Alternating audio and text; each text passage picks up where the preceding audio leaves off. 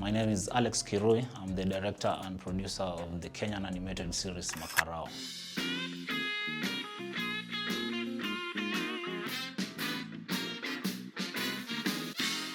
Over the last decade, we've managed to get over 70 million views across all social media. That's on TikTok and on YouTube, even on VOD platforms like Viusasa.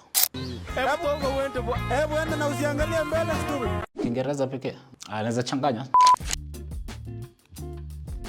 So the first episode that we did for Makarao is titled Kitale Boda Boda. I met some two guys. They had been doing a show called Serikali. So it was a radio drama. You know, I said I needed to share this with Kenyans. So I sit down, I think a couple of months, maybe 2 months.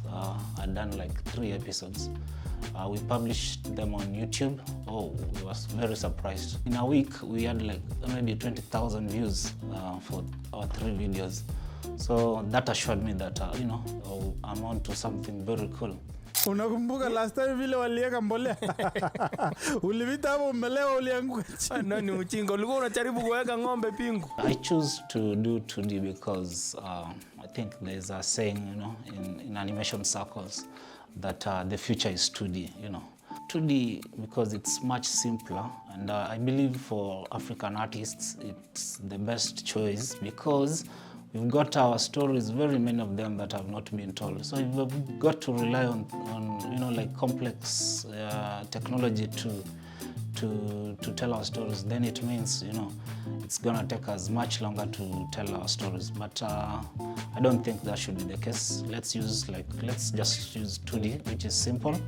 But I'm not saying that people should not do 3D. If I had the resources, I'll be doing 3D every day. The first examination we are going to do, examination ni teaching. Oh, teaching, sorry. Syllabus. So I think that was like a challenge. First of all, from my dad. You know, he used to tell me, you know, I used to have a dream that I'll be a truck driver, but I ended up being a soldier, you know. So I told him. So he used to tell me, oh, your dreams won't come. You know, like even those cartoons you think you'll be doing when you're grown up. So one day I came with, you know, like a bundle of some, you know, like a bundle of dollars. So he told me, Aleki, you started selling drugs. I told him, no. You know, I sold my cartoons on Safaricom. Yeah. Nani alikuwa na maswali? Moja tafadhali. Kwa nini tunalipa pana 300 na huko kwetu puzia pana hakuna kulipa? I think my upbringing has got some effects on my works because, you know, I think as an artist you need to do things that you are very aware of. I think it's much easier for me to, you know, just do cops or people who are in uniform. You know, staying in the barracks, I was able to, you know, I'm able to visualize even the dressing, the characters of, you know, how the policemen or soldiers behave. Were you raised in a barrack? Partly I was raised in the barracks, you know, Kahawa barracks for just a few years. Policemen. Sorry, vile Nicholas, ni ukweli unakaa mwisi. Unakapaga moja na chua hapa akafungu siku hizi. Wacha tuingie hapo watatuona.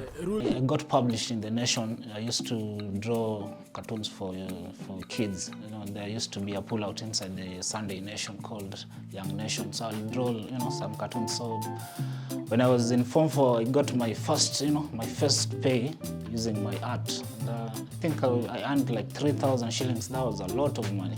Art imitates like real life. So my inspiration is what I see.